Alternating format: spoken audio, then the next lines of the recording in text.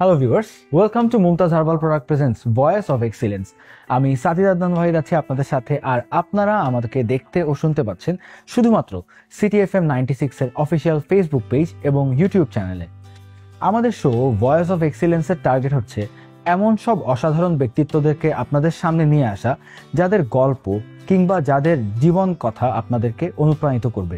Viewers, আমাদের আজকের guest Dotline সোশ্যালের CEO mister Syed Kamrul Arefin Jihad. Dotline social এমনই একটি প্রতিষ্ঠান যা আমাদের সমাজের প্রান্তিক জনগোষ্ঠীর জন্য টেকসই ডিজিটাল ও সামাজিক সমাধানের জন্য কাজ করে যাচ্ছে। চলুন আজ আমরা তার পথ চলার গল্প শুনব, ডটলাইন সোশ্যালের বর্তমানে কি করছে, ফিউচার প্ল্যান এবং কিভাবে প্রযুক্তি হতে পারে সমাজ পরিবর্তনের হাতিয়ার, এ বিষয়ে কথা বলবো।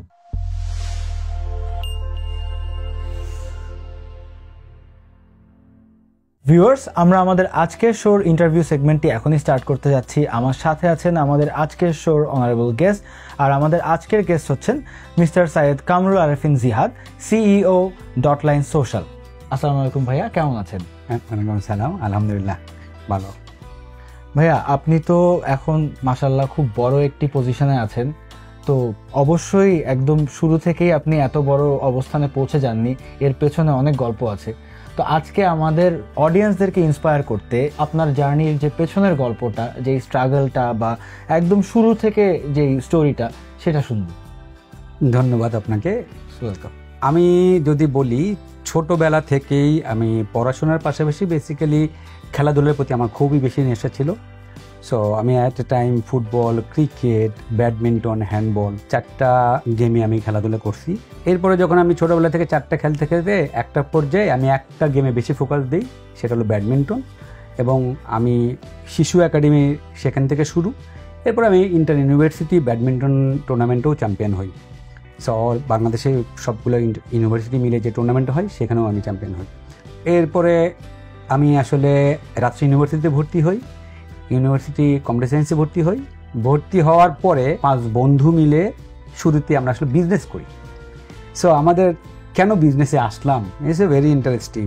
সেটা হলো, যখন আমি ফার্স্ট ইয়ারে ভর্তি হই তখন আমার আসলে একটা কম্পিউটার কেনার দরকার ছিল। রাজশাহীতে কম্পিউটারে যখন আমি একটা দোকান ছিল, যখন আমি জিজ্ঞেস করলাম দাম কত, দামটা শোনার পরে আমি আসলে মনে হয়েছে দামটা অনেক বেশি, সে আরও কমে পাওয়া যাবে ঢাকায় গিয়ে। হ্যাঁ, একটু ইন্টারাপ্ট করি, we are talking about late 90s, right? Right, যেটা বলছি সেটা 95, এন্ড অফ 95, 96, স্টার্ট অফ 96। তখন যমুনা ব্রিজ হয় নাই। সো আমাদেরকে রাজশাহী থেকে ঢাকায় আসতে হইতো ফেরি পার হয়ে, সো সারা রাত লাগতো। সো আমি আমার এক বন্ধুকে নিয়ে ঢাকায় রওনা দিই এবং সারা রাত জার্নি করে ঢাকায় এসে এলিফ্যান্ট রোডে একটা দোকানে আমি কম্পিউটার কিনি। কিন্তু কেনার ওইটাও একটা ইন্টারেস্টিং, আমাকে আসলে ক্লোন মেশিন কিনতে হয়েছে। তখন মাত্র পেন্টিয়াম 1 আসছে বাংলাদেশে। তো কীভাবে অ্যাসেম্বলি করে আমি আসলে দেখার চেষ্টা করলাম। তো ওনারা আসলে অনেক কিছু দেখাইলো না। তো ওকে ফাইন, আমি কম্পিউটার কিনলাম। কিনে আবার পরের দিন রাত্রে জার্নি করে রাজশাহীতে ব্যাক করলাম। তখন আমাদের ল্যাবে 386 মেশিন এবং 486 মেশিন ছিল, পেন্টিয়াম ছিল না। সো যেহেতু আমি পেন্টিয়াম কিনছি, আমার অনেক বন্ধুবান্ধবরা আমার কম্পিউটার দেখতে গেল। তো আমি রাজশাহীতে যে দাম আমাকে বলা হয়েছে, আমি ঢাকায় থেকে 17,000 টাকায় কমে কিনছি। আর তখন 17,000 টাকা কিন্তু হিউজ অ্যামাউন্ট। দেন আমি এবং আমার বন্ধুরা মিলে একটা প্ল্যান করলাম যে আমরা আসলে রাজশাহীতে যদি এই কম্পিউটার এখন বিক্রি করতে পারি তাহলে কিন্তু, এবং আরও কম দামে বিক্রি করতে পারি, এবং স্টুডেন্টদের এত কষ্ট করে রাজশাহী থেকে ঢাকায় যাওয়ার দরকার হয় না। এটা শুধু কিন্তু ঢাকায় আসা না, একটা ছাত্র বা স্টুডেন্ট যেই বলেন না কেন, তাকে ঢাকায় আসা, সারা রাত জার্নি করে, তার একজন হয় কোনো বন্ধু বান্ধবের বাসায় থাকতে হবে অথবা হোটেলে থাকতে হবে, তার একটা কস্ট আছে, আসা যাওয়ার একটা কস্ট আছে, দেন কম্পিউটার কিনে ব্যাক করবে। সো আমার প্রথম চিন্তাই ছিল তার এই আসা যাওয়ার কষ্ট এবং এই যে খরচ, এইটাকে রিমুভ যদি করি, আর প্রাইসটা যদি রাজশাহীতে এখন যে প্রাইস তার থেকে যদি কম করি, তাহলে আমার মনে হয় রাজশাহীতে সবাই আমার কাছ থেকে কম্পিউটার কিনবে। তখন আমরা একটা প্ল্যান করলাম যে আমরা ঢাকা থেকে অ্যাক্সেসরিজ কিনে আমরা নিজেরাই বসে বসে অ্যাসেম্বলিং করে বিক্রি করা শুরু করলাম। একটা দুইটা করতে করতে দেখলাম যে আসলে মার্কেটে অনেক ডিমান্ড। এমনও হয়েছে যে আমার কাছে অর্ডার আসছে, আমি হয়তো বা ওই দিন ডেলিভারি দিতে পারতেছি না। দেন আরেকটা জিনিস এক্সপ্লোর করলাম, ইউনিভার্সিটিতে যখন পড়ি, আমি তো কম্পিউটার বিক্রি করি, কারণ সবাই নাম জেনে গেছে। সো আমরা ছোট্ট একটা কোম্পানি ফর্ম করলাম, ছোট্ট একটা অর্গানাইজেশন করলাম, একটা জায়গা নিলাম, নিয়ে পিসি বিক্রি করা শুরু করলাম। ইন দ্য মেইন টাইম হঠাৎ করে একদিন ইউনিভার্সিটি দেখি 2 জন স্যার ঢাকায় আসছে। তো আমি জিজ্ঞেস করছি, মানে নিজের ইচ্ছে থেকে যে স্যার ঢাকায় গেছে কেন? রাজশাহী ইউনিভার্সিটির টিচাররা স্কলারশিপের জন্য ইমেল করার জন্য তখন ঢাকায় আসতে হতো। সো আমি তখন আমরা এই 5 জন বন্ধু চিন্তা করলাম কিভাবে এইটাকে আমরা ওভারকাম করতে পারি। সো 97-এ আমরা শুরু করি অফলাইন ইমেল। আমার ধারণা এখন এই জেনারেশন অফলাইন ইমেল কি জিনিস এটা আসলে জানে না, ইভেন আমিও জানি না। ওকে, সো অফলাইন ইমেলটা ছিল এরকম, আমরা একটা ক্লোন মেশিনকে সার্ভার করলাম, করে লোকাল ডায়াল আপ কানেকশন করে আমার এই সার্ভারে সে অ্যাক্সেস করে সে একটা ইমেল পাঠাইতেন। দেন ওই সার্ভার থেকে আমরা একটা নির্দিষ্ট টাইম পর পর আমরা এনডব্লিউডি ফোন কলের মাধ্যমে ডায়াল করে ঢাকার একটা আইএসপি সার্ভারে পাঠাইতাম। দেন এটাকে আসলে যেখানে যা পাঠানোর কথা সেখানে যাইতো। এবং আমরা কিন্তু সারাক্ষণ অলওয়েজ সিং করে রাখতাম না, কারণ আমার ফোন বিল অনেক হাই আসতো। সো আমরা আসলে ডিসকানেক্ট করে দিতাম, শুধু সেন্ড করতাম এবং রিসিভ করে আবার ডিসকানেক্ট করে দিতাম। আবার 2 ঘন্টা পরে আবার ডায়াল করে ওই সার্ভারে ঢাকার সার্ভারের সাথে কানেক্ট করে সেন্ড রিসিভ করে নিতাম। নেওয়ার পরে আমরা আবার এটা হলো সার্ভার যখন আবার ডায়াল করে আমার সার্ভারে ঢুকতো তখন ইমেলটা পাইতাম। তো আমরা চিন্তা করলাম এইটার ডিমান্ড কেমন আছে।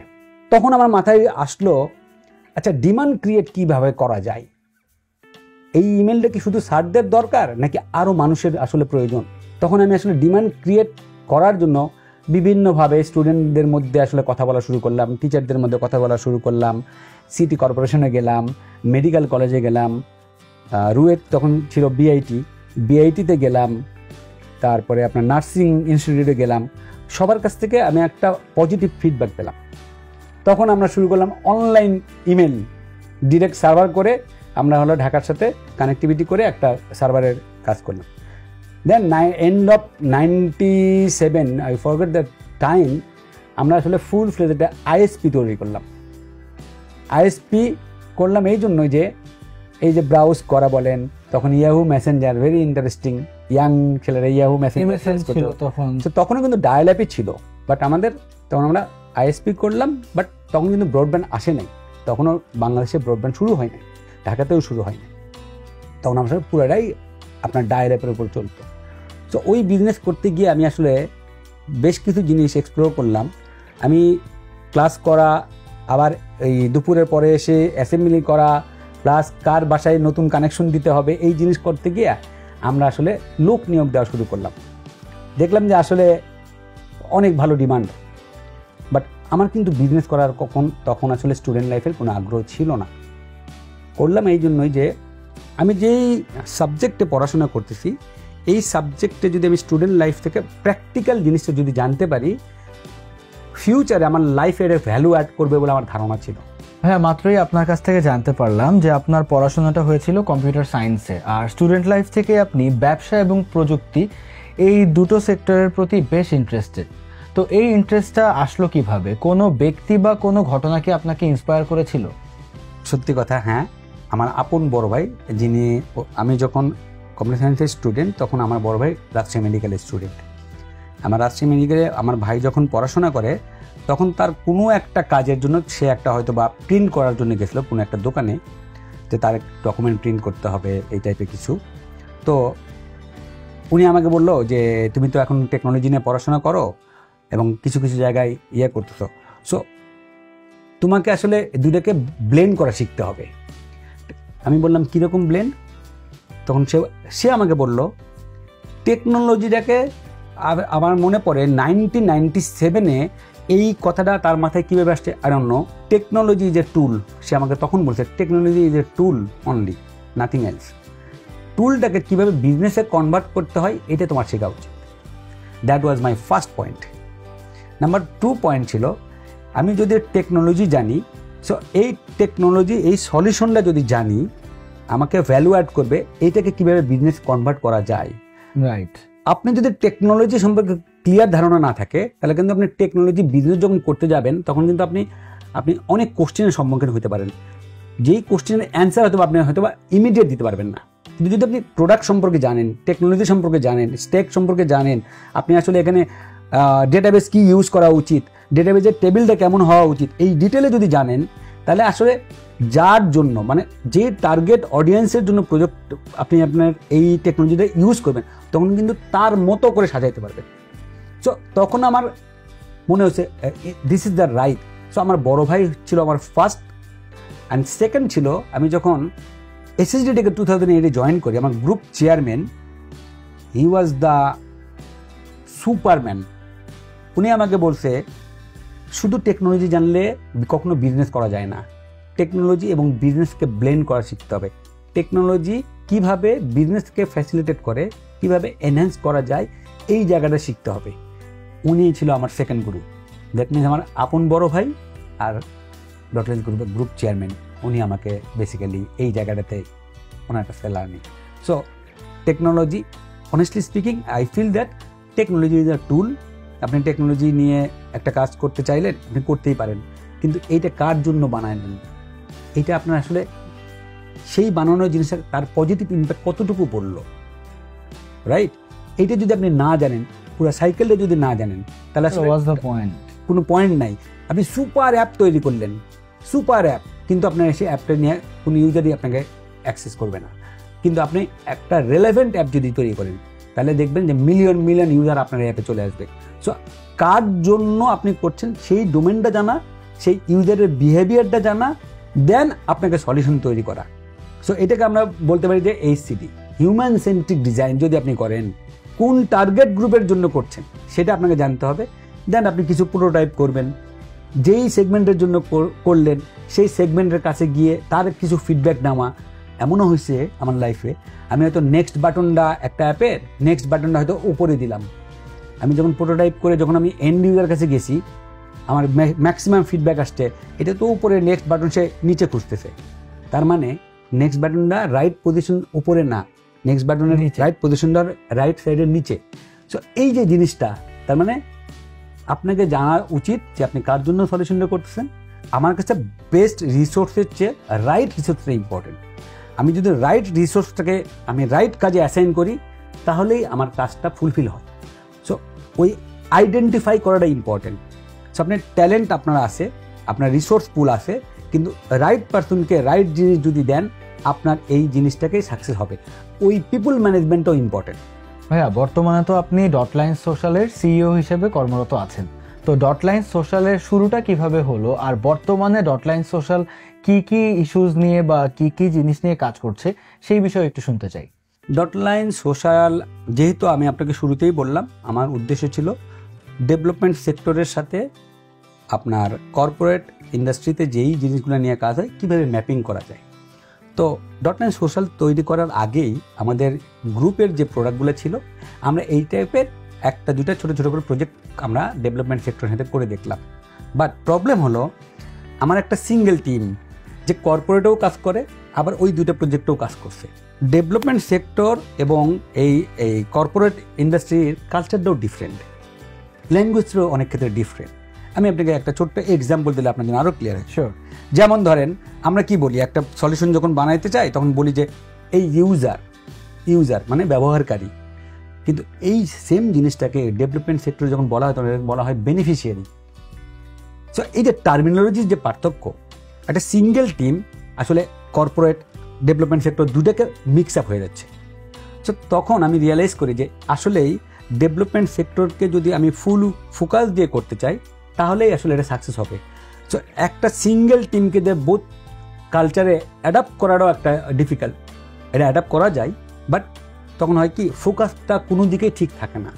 সো মোর ফোকাস এইটা করার জন্য তখনও আমি রিয়েলাইজ করি, আমি আমার টপ ম্যানেজমেন্ট গ্রুপ বোর্ডের সাথে প্রপোজ করি যে এইটার জন্য আমি ডটলাইন সোশ্যাল নামে একটা আলাদা এন্টিটি করতে চাই, যেই এন্টিটি শুধুমাত্র ডেভেলপমেন্ট সেক্টরের ফোকাসটা দিয়ে কাজগুলো করবে। তখন আমরা আসলে ডটলাইন সোশ্যালকে আলাদা করে একটা এন্টিটি ফর্ম করি। ফর্ম করার পরে আমরা আসলে ডেভেলপমেন্ট সেক্টরে কাজ শুরু করি। প্রান্তিক লেভেলের আপনি যদি বলি, তাহলে আমরা আসলে এগ্রিকালচার নিয়ে কিছু কাজ করছি।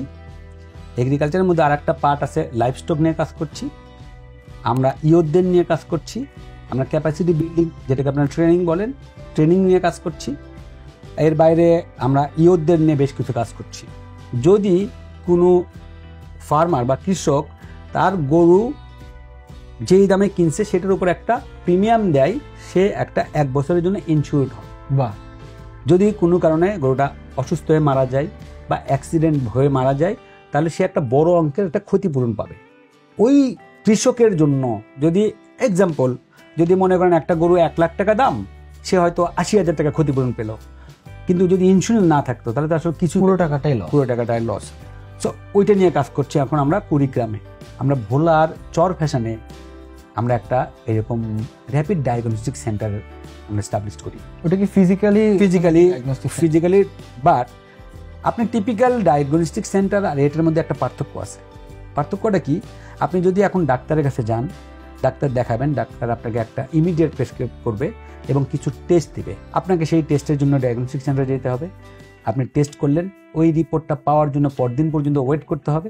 দেন এগেইন নেক্সট ডেতে আপনাকে গিয়ে রিপোর্ট কালেক্ট করতে হবে, দেন আবার ডাক্তারের কাছে দেখাইতে হবে, দেন ডাক্তার আপনাকে একটা ফাইনাল প্রেসক্রিপশন।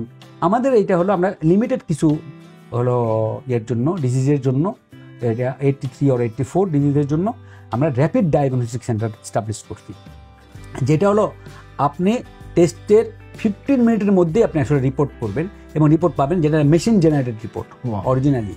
সো আপনাকে একটা গ্রাম থেকে যদি 20 কিলোমিটার দূর থেকে যখন শহরে এসে ডাক্তার দেখাতে হয়, আবার পরের দিন আবার 20 কিলোমিটার জার্নি করে আসতে হবে রিপোর্ট নেওয়ার জন্য, ফাইনাল প্রেসক্রিপশনের জন্য, সেটা যেন না করতে হয়। সেখান থেকে মুক্তি পাওয়ার জন্য আমি যদি র্যাপিড ডায়াগনস্টিক সেন্টার, ডাক্তার দেখালেন, ইমিডিয়েট আপনি টেস্ট করলেন, 15 মিনিটসের মধ্যে রিপোর্ট পেলেন, ইমিডিয়েট ডাক্তার দেখাইলেন এবং ফাইনাল প্রেসক্রিপশন নিয়ে ওয়ান স্টপ সলিউশন, এটা নিয়ে আমরা কাজ করছি। ভাইয়া রিয়েলি আজকের ইন্টারভিউটা it has been a pleasure. অনেক নতুন নতুন ইনফো জানলাম। আমার পার্সোনালি জানা ছিল না যে বাংলাদেশে এখন লাইভস্টক ইন্স্যুরেন্স বলে কিছু আছে, অ্যান্ড আপনার কাছ থেকে আরও অনেক আইডিয়াস পেলাম বিজনেস সম্বন্ধে বা আমাদের রুরাল ডেভেলপমেন্ট নিয়ে। It has been a pleasure. তো আমরা আমাদের ইন্টারভিউর একদম শেষ পর্যায়ে চলে এসেছি, কিন্তু যাবার আগে একটা কোয়েশ্চেন ছিল, ওটা হচ্ছে বর্তমানে যারা ইয়াং জেনারেশন আছে আমাদের, যারা বিজনেস বা এন্টারপ্রেনার মাইন্ডসেটের, তাদেরকে আপনি কি অ্যাডভাইস দিবেন? Since you are a veteran, আপনার হিউজ এক্সপিরিয়েন্স আর এক্সপার্টিস দুটোই আছে, তো তাদের উদ্দেশ্যে কিছু যদি বলতেন। আমার প্রথম যেই ইয়তদের জন্য যে রিকোয়েস্টটা থাকবে, একদমই আমার পার্সোনাল রিকোয়েস্ট, এটাকে যদি বলি, লার্ন। আপনি যেটা করতে চাচ্ছেন সেটাতে আপনি একদমই ডিটারমাইন্ড হন এবং এইটা নিয়ে আপনি পড়াশোনা করেন, নাম্বার 1, এবং এইটাকে হাল ছেড়ে দিবেন না, একদমই হাল ছেড়ে দিবেন না। আপনি যে কথা আমাকে বললেন যে সাকসেসের ব্যাপারটা, এটা সবসময় আমার সাকসেসটা হয় নাই। সাকসেস আসবে, ফেল আসবে, ফেল একবার আসবে, 2 বার আসবে, 3 বার আসবে, কিন্তু ফেল থেকে আপনাকে আসলে শিখতে হবে। কিন্তু ফেল থেকে যদি আপনি ঝরে পড়ে যান, তাহলে কখনোই আপনি আসলে উন্নতি করতে পারবেন না। তো আমার ইয়তদের জন্য সবচেয়ে বড় অনুরোধ লেগে থাকা, এবং আপনি যদি আমাকে বলেন পজিটিভ অ্যাটিটিউড নিয়ে আপনাকে আসলে যেইটা করতে চাচ্ছেন সেখানে লেগে থাকা, এবং যদি লেগে থাকেন একদিন না একদিন আপনার সাকসেস আসবেই। বাট যদি ছেড়ে দেন, আপনাকে কেউ তুলতে পারবে না। সো লেগে থাকার জন্যই আমার সবচেয়ে বড় রিকোয়েস্ট ইয়তদের জন্য, লার্ন অ্যান্ড লেগে থাকা। Very well said, and I hope আমাদের দর্শকরা ভাইয়ার কথাগুলো যদি সিরিয়াসলি ফলো করেন, তাহলে অবশ্যই একদিন আপনি সাফল্যের একদম চূড়ান্ত শিখরে পৌঁছাবেনই। ভাইয়া, আমরা যাবার আগে আপনার জন্য আমাদের sponsor which is Mumtaz herbal products, তাদের পক্ষ থেকে ছোট্ট একটি গিফট। Thank you.